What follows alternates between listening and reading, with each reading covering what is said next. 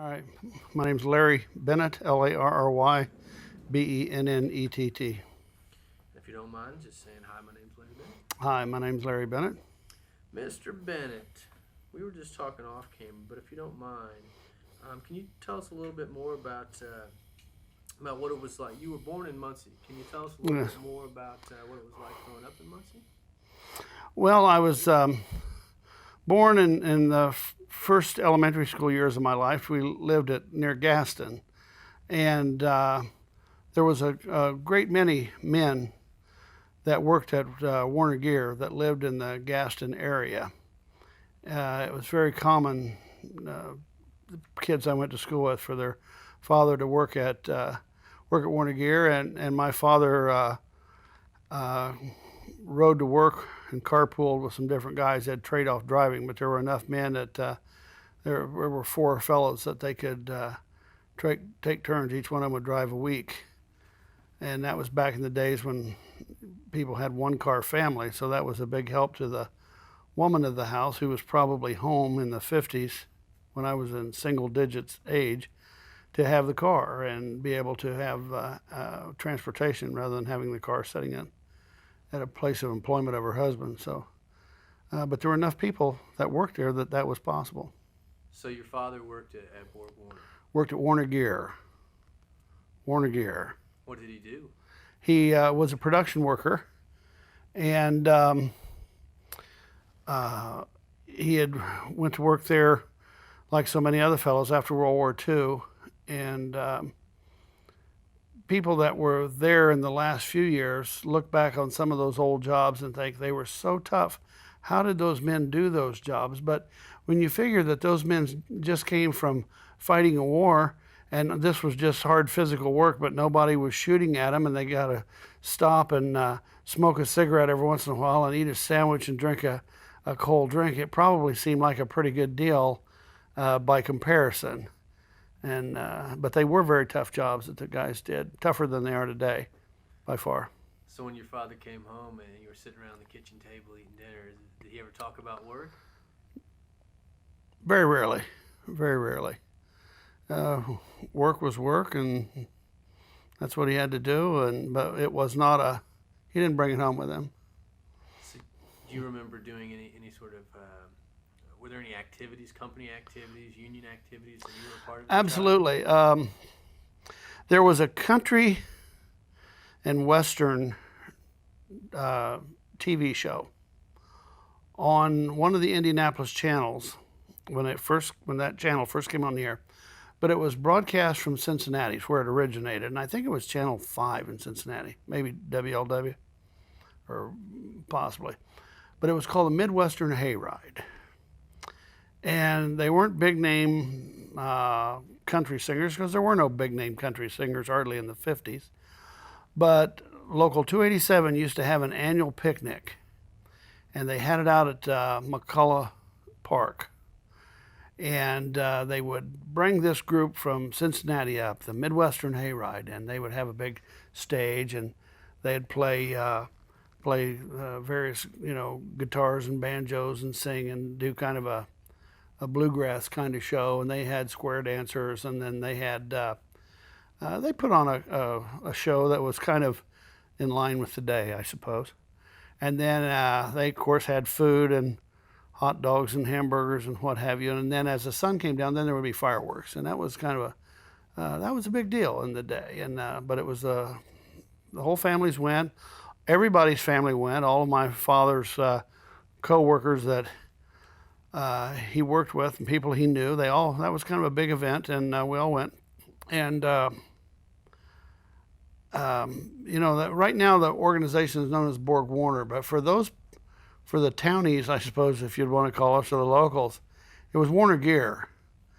And Warner Gear built BorgWarner Corporation. BorgWarner Corporation was created by the combination of, I think it was Borg and Beck Clutch and Marvel Schebler over in Illinois, and Warner Gear. And this was far and away the biggest part of it.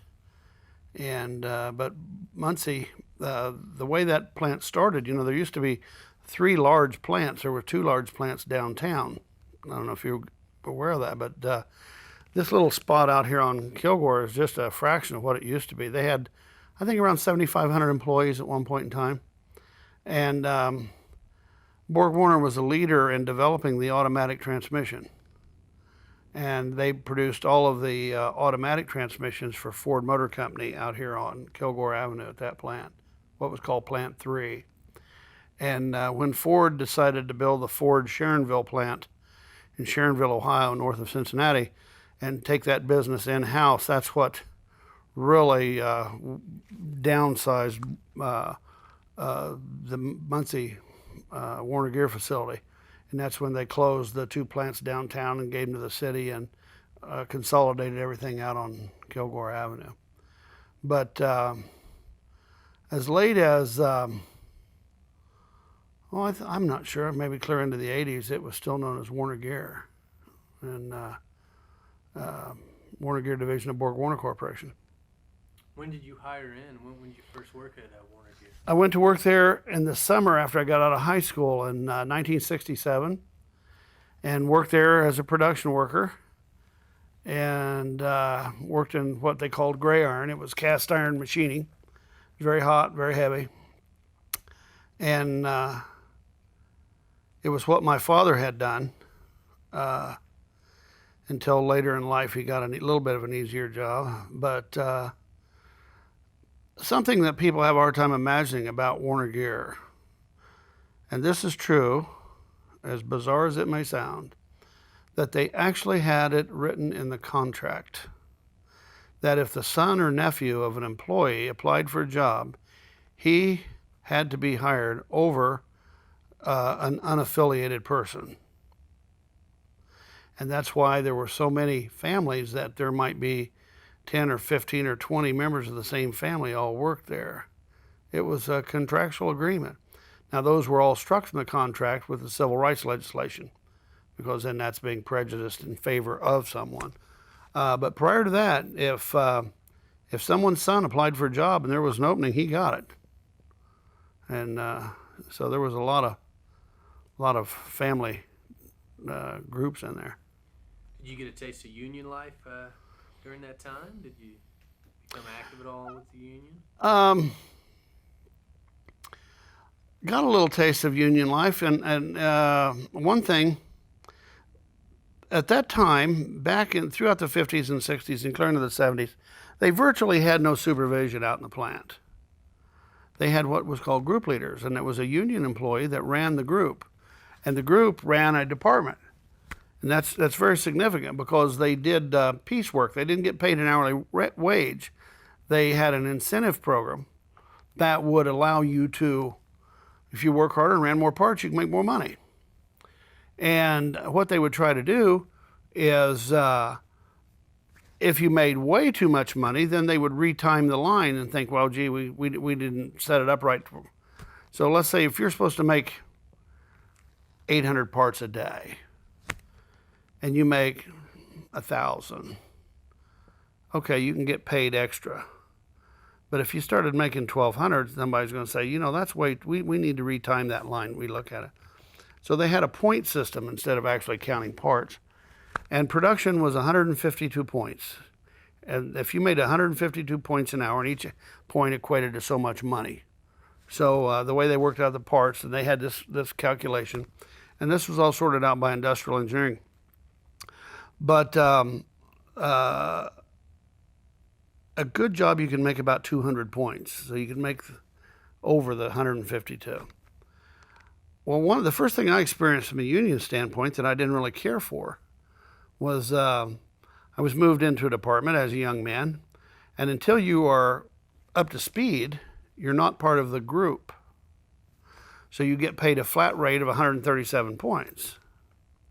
But if you're producing the work, those are points that go into the kitty. And I discovered that myself and another fellow went into a department, and he was a little slow mentally. And he was having a difficult time getting up to speed on his job. I got up to speed pretty quickly. So I was making the production that the other men in the department were making, so I should have been put on the group and been making about 200 points. But they kept me at 137 points, and the excuse was, well, the other guy's not ready, and you guys came to the department at the same time, so we're going to keep you at the same rate. When the truth of the matter was, they were just taking my money and splitting it up. And my father told me what they were doing. So I called the group leader out on it. Now, I was only 18 years old, but I wasn't intimidated. And I told him, I said, I'm doing the job. And as of today, you either put me on the group or I'm only going to produce enough parts for 137 points. But I'm not going to let you rob me anymore. And so that was my first taste of the union. So I didn't come across thinking that the brotherhood was necessarily having my best interest in mind. Did he?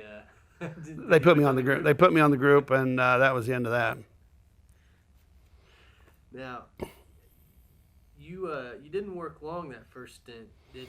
After No, I went from high school graduation until the fall when I was going to go back to school and start furthering my education in the electrical field. And so I got laid off a week before I was planning to quit, and I just thought that it was a divine interference. God was giving me a vacation, so I took it, and worked out well. And when did you come back to BorgWarner? Well, let's see. After leaving in the fall of '67, I came back in 1983 as a senior electrical engineer in the advanced technology department. We were going to start doing in-house automation and robotics. I put the first robots in that building, 1983, Dan Mills and I together. And we started building our own test equipment and assembly lines. Our philosophy was, and it's a good philosophy, that if you're in a competitive business building a transmission component or building anything, you know, it can be lawn chairs, but you're competing with other companies that build lawn chairs, and you all have to use the same available tools, and you all have to pay basically the same wage, it's going to be very difficult for you to have a competitive edge over anybody else building lawn chairs. So Warner Gear took the attitude that we're going to build a internal engineering group and optimize how we know how to design a product, manufacture a product, test a product, and gain a competitive edge. And the main thing that BorgWarner did something that was just really, or Warner Gear started it, later BorgWarner, as they pulled it in. With a manual transmission, like the T5 transmission that they built there during the 80s and 90s and made so much money with, the key to a transmission is, when you're looking at fuel economy, is what's it weigh? Well, one of the things that determines how much it weighs is how big is it. So the transmission was designed with an aluminum case and a very narrow, what's called a center distance between the main shaft and the other shaft that makes up the transmission. And they were able to use a smaller distance because they could use smaller gears, and they could use smaller gears because they developed a gear manufacturing technology to make stronger gears than anybody else knew how to make. So they could make a gear this big that was as strong as most companies' gear that was this big. So they could build a transmission that had a height maybe of this size where somebody else's might be this height.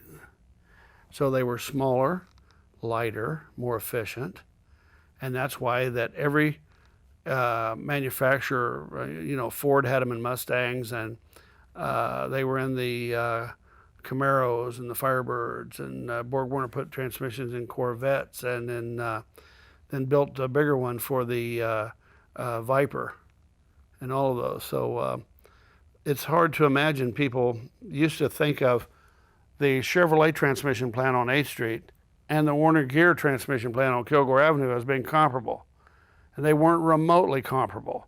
The 8th Street plant was a factory. The Kilgore plant was a company. They had marketing, they had sales, they had engineering, they had all the product development. They had everything that comprises an entire company. And those products were designed right here. Whereas the 8th Street plant was essentially a manufacturing facility for General Motors. They didn't really design the products there. They just put them together. And they would make components for them, of course. But I mean, most people in Muncie never realized the difference between the 8th Street plant for General Motors and the Kilgore Avenue plant. Warner Gear was an entire company, self-contained, and that was a manufacturing plant. So did you gain that competitive edge in the early 80s? Absolutely. And did Warner Gear profit then? Yes, absolutely. Absolutely. And in fact, some of that profitability ended up, I think, being the downfall of the whole place. I know BorgWarner Corporation doesn't like it said, but I was there and I saw it. And I don't care who likes it. I'll tell you what happened. Around 81, the company asked the union to sit down and negotiate a long-term contract.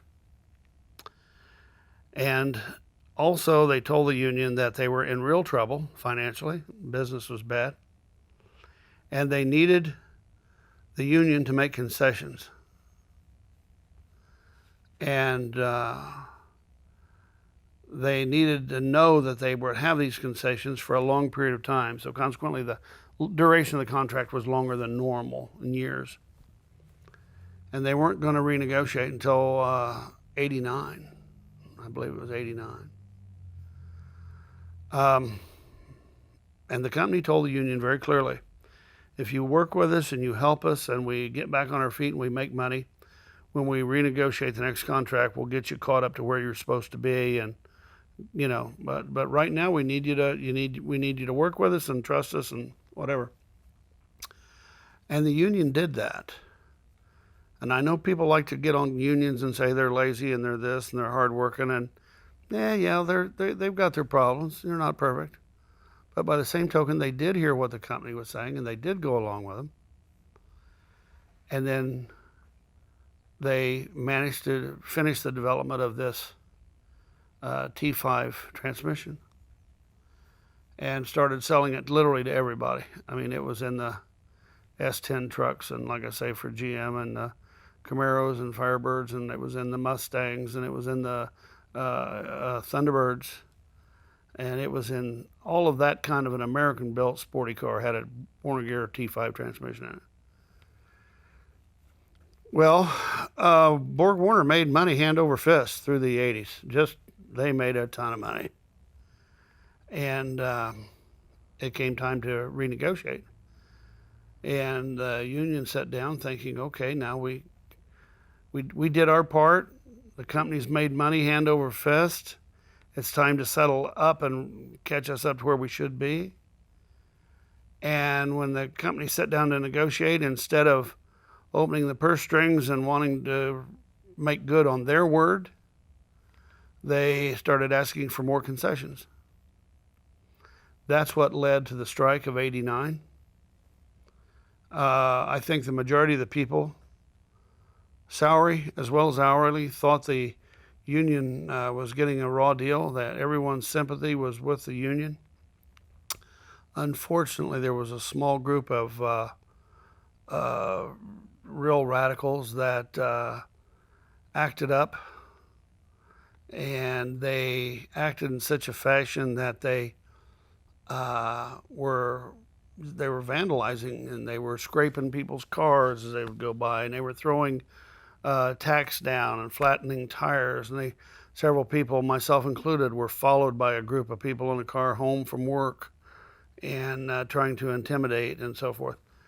It all came to a head one night with a group looked like they were going to storm the main guardhouse. And it was all captured on tape and given to, I believe it was Judge Betty Shelton Cole, or Betty, I think. At any rate, it looked like such a band of rioters that she no longer allowed them to demonstrate at the plant. and they look so bad that unfortunately the sympathy of the local community for the union shifted away from the union because of probably less than 10 or 20 men out of the whole place because of the way they acted, and unfortunately it was all caught on tape. And that kind of set a precedent that shortly thereafter BorgWarner opened up their Seneca, South Carolina manufacturing plant, and that's where all of this work is primarily gone. And there's been a big move underfoot after that strike to close this plant. It's been kind of an ongoing situation. But BorgWarner can be very cutthroat, unbelievably cutthroat. I was asked to fill in for my boss to sit in a meeting of the executive committee once in his absence. And the reason for the meeting was, the subject was, what can we do to get out from under PRBs? PRBs are post-retirement benefits. How can we beat our former employees out of their retirement and make more money? That's a hell of a thing to have a meeting about, isn't it? And what they didn't know, I took the most concise set of notes I've ever taken in my life in a meeting, because what no one knew in the meeting was that my mother was one of those PRBs.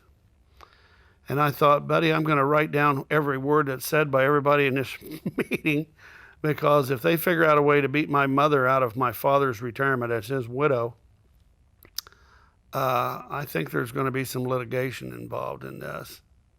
So I took a very copious set of notes. And they never did figure out at that time. But as far as closing this facility, BorgWarner has had an agenda to close this facility and get out from underneath the PRBs that they've been accumulating here, because the plant's been there over 100 years.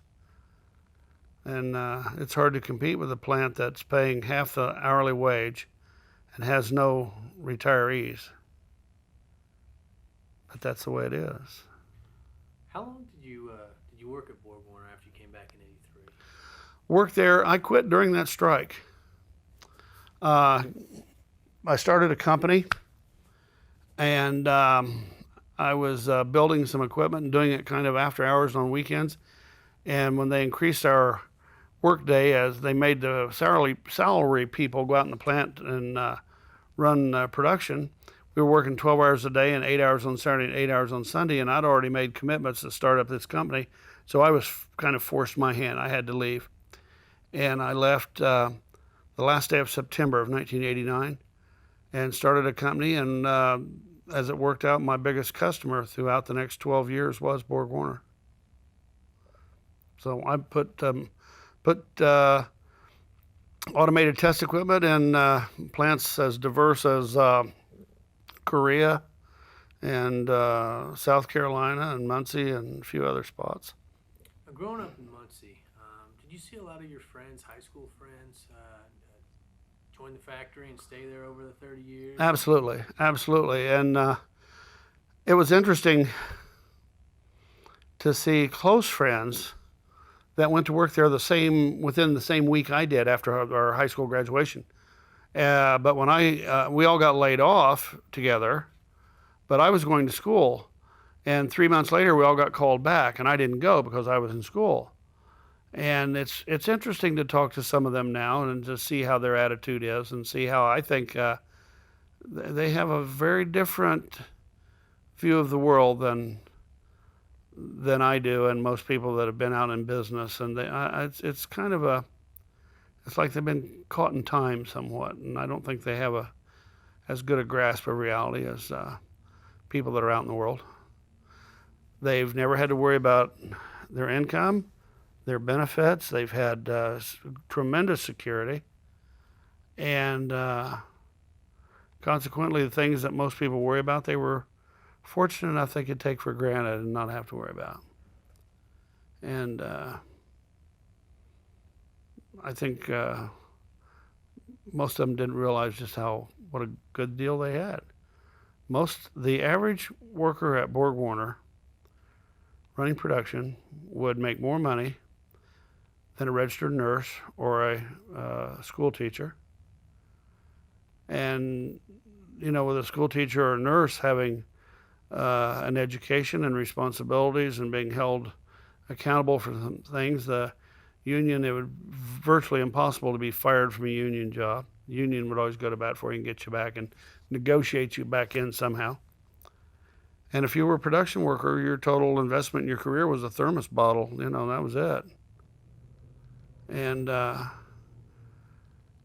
remember my wife being so upset. My wife's a registered nurse with a degree in nursing. How upset she was one time when a fellow told her that he deserved his $30 an hour. And that was more than she was making at the time. And she was pretty upset over the fact that she wasn't upset that he made so much money. She just thought that's the luck of the draw. But she was upset over the fact that he was so pompous and arrogant about it that he thought he deserved it. And he had no skill, none whatsoever. He was a production worker hired off the street. And when you talk about return on your investment, I think he's probably had one of the highest returns on investment of anyone. And those days are gone. Those days are gone. I think that's why all these places have closed. And then the companies, the salary people are just as bad. When I worked at Delco Remy, we used to laugh about, we're going to take a hard line on the union because we knew whatever the union got, we'd get, a month later. And the same thing's true at BorgWarner, and the same thing's true at Chevrolet. And so it's not just the union. The companies, the people running the companies were pretty well of the same kind of mindset. How do you think other people responded to BorgWarner in the community? What kind of feelings do you think the community has for BorgWarner, or had for BorgWarner in the 80s, 60s? How did it change? Well, I think they had a much higher prestige in the 60s and 70s and early 80s than they did in the last 20 years because of the strike. Had a very negative impact on people's attitudes in the community. But, I played baseball for Local 287, and they did a lot of things for the community, and the union did a lot of things for the community. And Warner Gear was you look back at some of the old things they've done. They used to have a baseball team. They used to have a rifle shooting team. They used to have numerous sports teams and bowling leagues and various sports leagues and things. And they were active in the community. They were a big part of the community. And I think they were held in higher esteem than they were the last 20 years. And I could be wrong on that, but that's my opinion. Is there anything that fills that void that you can think of now, or is it just a void? I think there's just a void. I think there's a void. Well, in 1950, they didn't build gated communities. Well, why? Why do they build gated communities? They don't put the gates, fences and gates up to keep people in. The middle class is going away.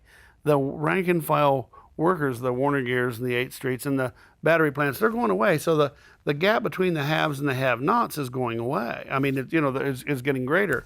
And the middle class is taking the hit. And that's why, you have gated communities. You're trying to keep people out. You're starting to see people living a little bit in fear. Maybe that's a little bit much now. But like I say, they didn't have that in the 50s and 60s. So I think the impact on the community is you're seeing $500,000 homes built and house trailers. Where are the middle homes? Where are the starter homes? Where are the young people living? They want an apartment and then they want to go have a new home built. Nice one. So where's the middle class today? So I don't think it's just a Warner Gear, but Warner Gear is just part of that. Where's the middle class going today? And that's the tough part. Well, you talked about the union kind of overreaching and some of the workers getting paid a lot more than maybe their job was worth. Do you think BorgWarner was? Do you think that it made sense fiscally? It made sense for the company to close this plant. If you were the head, if you were management, what would you have done with the Muncie plant? I know this is a hypothetical, but Well, I think I'll tell you. When you look at the numbers on it, I believe, let's say, what's a transfer case cost? That's what they were producing out there. A transfer case. A transfer case is a gearbox type transmission product that goes after a transmission, that has one shaft in it from the transmission, and it has two shafts out of it, one to the rear differential and one to the front differential for four-wheel drive vehicles. Okay? So typically, if you have a four-wheel drive vehicle, you most likely have a transfer case.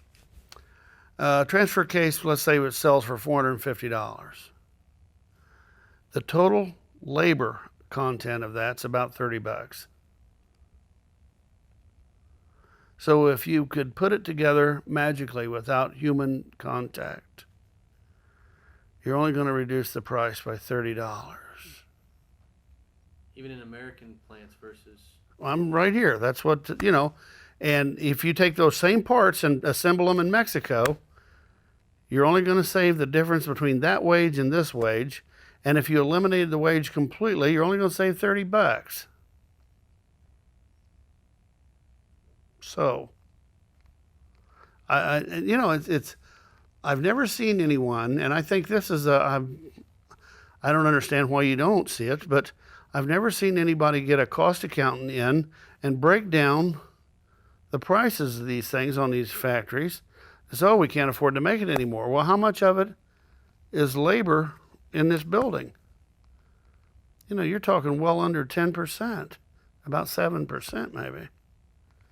And how much are you missing the mark? If you're missing the mark by 30, 40%, and your whole labor is only 7% of it, I don't think you can blame the union.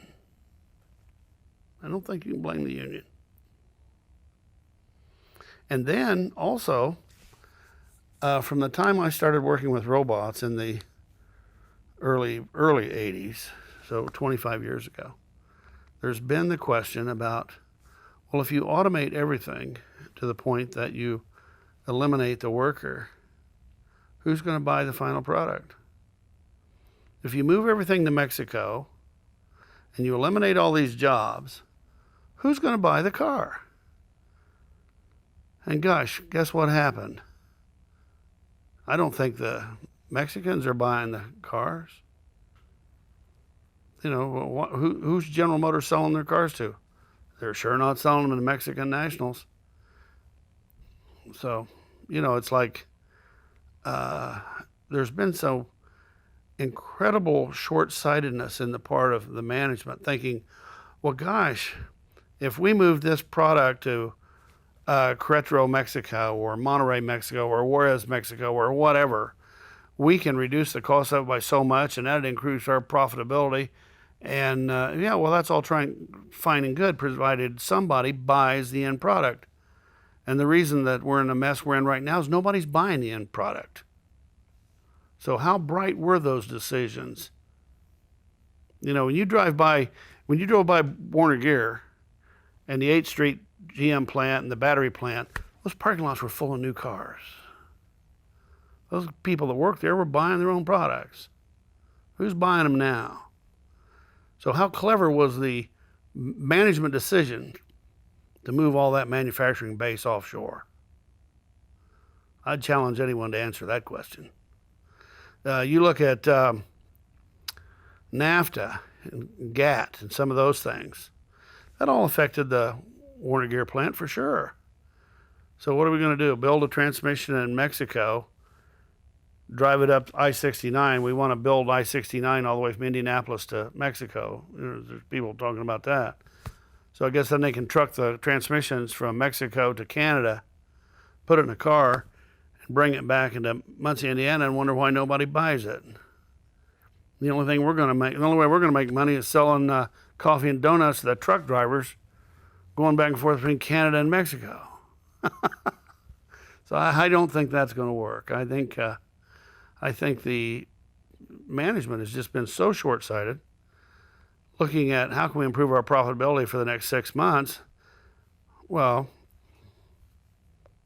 I mean, you asked the question, would I have moved it? Well, hindsight's 2020, but right now I'm saying everybody's moved everything so much offshore. How's come Toyota can build cars in the United States? I drive a Hyundai. My Hyundai was built in a plant that Hyundai, the Korean Hyundai company, just spent $1 billion building a factory down south to build that Santa Fe, and it's a good car, and I like it. So I think they're not in agreement with BorgWarner on how you should do things.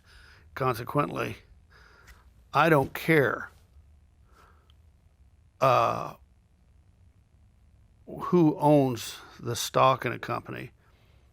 My Korean Hyundai, built in, I believe it's Alabama, paid more American families a wage than somebody's Ford that's built in Mexico, or somebody's GM product that's built in Canada. Does it come back to unions though in the end? You said down south, the Hyundai was built down south, which is generally a non-union type area. You now work in a non-union shop. What are some of the differences between a union versus a non-union shop in terms of efficiency? Well, the first off, unions are like the government. You know, they just keep getting bigger and bigger and bigger, more powerful. Unions didn't come to be for bad reasons. I mean, you read the history of manufacturing, and I've read several history books, and I've read about the steel mills and different things, and it's like somebody apply for a job, they'll say, well, we don't have any openings this morning, come back this afternoon. We generally kill 2 or 3 in the morning, and we'll have an opening by this afternoon. Now, that's fact. That's factual stuff. I remember my father getting caught in machinery and having hole and drilled in his hands and being quite seriously injured because of poor safety features on the machinery. I'm especially sensitive to that because I design controls, and I try to make sure no one's ever been hurt on anything I've designed, and so far that's the case. But I sweat bullets over that issue to make certain that nobody gets hurt like my father did. So those unions came to be because of poor work environment, low wages, unsafe conditions. So there was a real need for unions initially. But like I say, everything else, they went and they got too powerful. My father told me once that when things really went south with the union, one small event occurred that changed everything. He said when everyone lost control of the union, it came at the result of one small event, and that event was this: the company started taking your union dues out of your check. Now that sounds pretty insignificant, but prior to that, you had to go to the union hall and attend a union meeting, and you had to hear everything that was said, and you had to hear who was saying it, and you knew who was trying to push what political agenda through, and everyone in the union had to be involved. Consequently, after the company started taking your union dues out of your check and just giving it to the union, now the average, decent, hard-working person could just ignore the whole thing. At that point, some of the more radical people could push their radical agendas through. Because, I mean, what would you rather do? Would you rather go sit through a rowdy union meeting on Saturday morning, or would you rather go watch your little boy play Little League Baseball? What would you do? But if you had to, you'd go to the union meeting, if you had to. But that was a major turning point in who had control of the union. What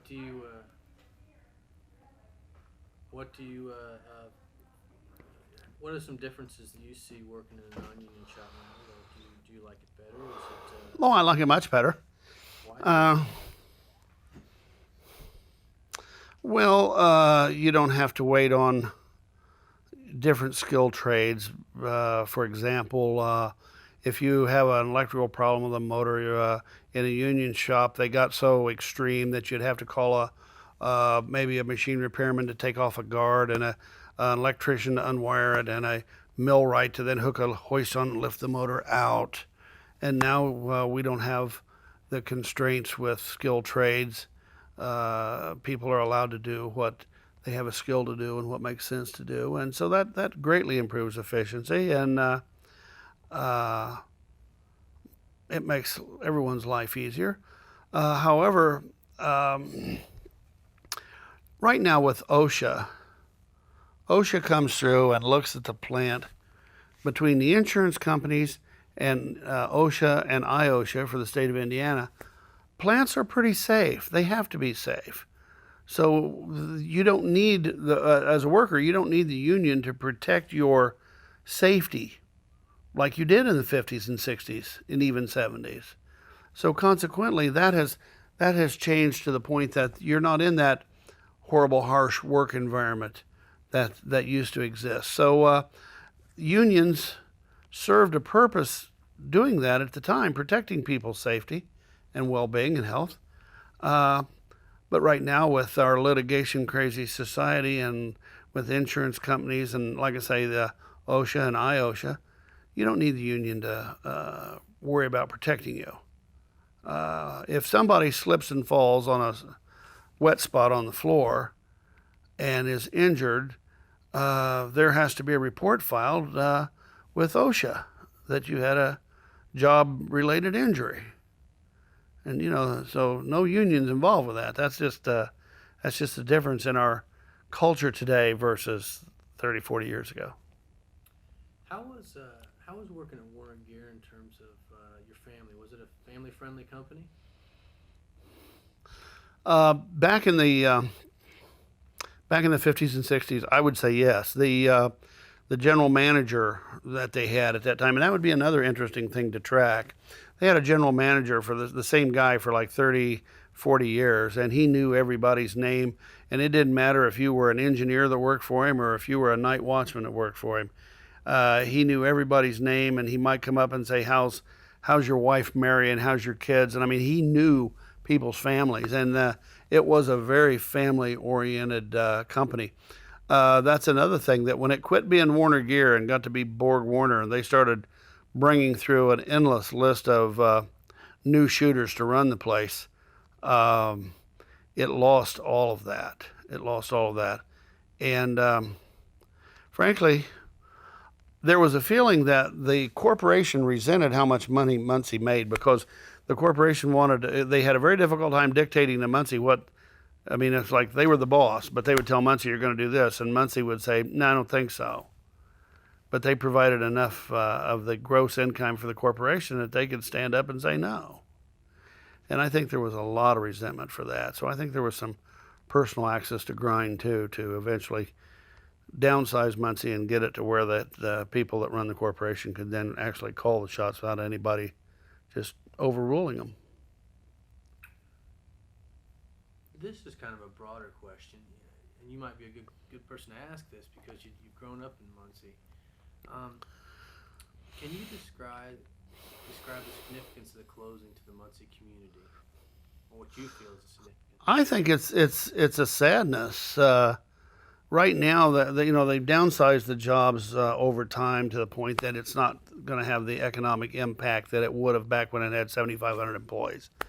There's been so many companies leave Muncie, starting with Acme Lee that was just around the corner over here that people don't even remember. It left here in like 61. It was an automotive component manufacturer, and all of the glass plants, Ball and Owen, Illinois, and foundries and hammer shops and so forth. So the downsizing of these plants like Warner Gear are just kind of in line with, but they were always the real flagships. The Warner Gear was a flagship.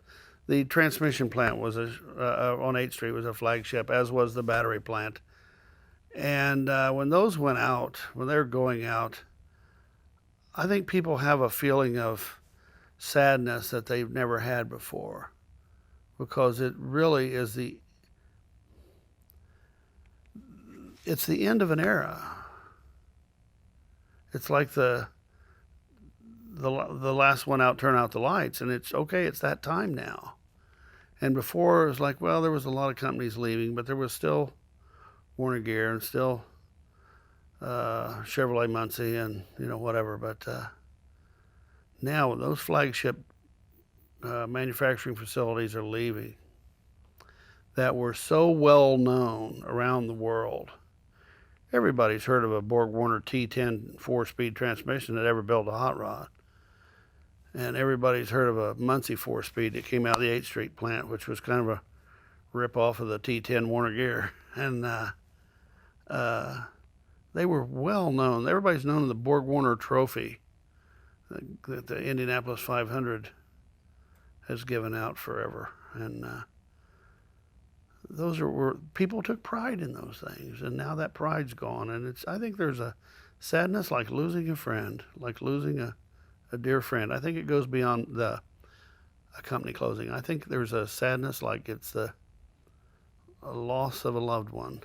I really believe that. I feel it. I certainly do. And I felt that toward the 8th Street plant and the battery plant, even though I never worked there. I just felt like they were just such mainstays in the community. It was an anchor for the community, and I think it's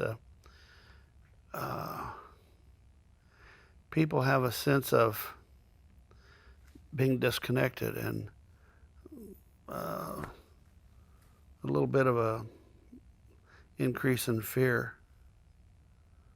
Where will my children work? What will my children do? And that's a problem, for sure.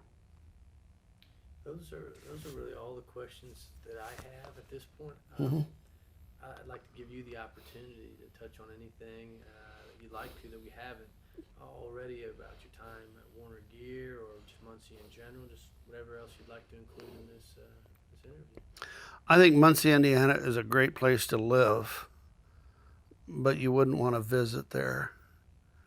No one in their right mind would go to Muncie, Indiana on vacation. But it's always been a good place to live and to work. Good housing is cheap. Schools are in line with most schools, and I think with the university having a very positive impact on the community, I think Muncie's and East Central Indiana is a fine place to live. It has a pace of life that is tolerable. You don't spend all your time sitting in traffic.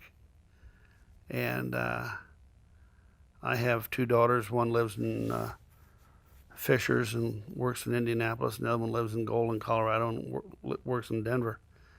And I would not want either one of their drives to work, I'll tell you. I would prefer Muncie, Indiana. However, the kind of jobs that would keep people in this area are gone.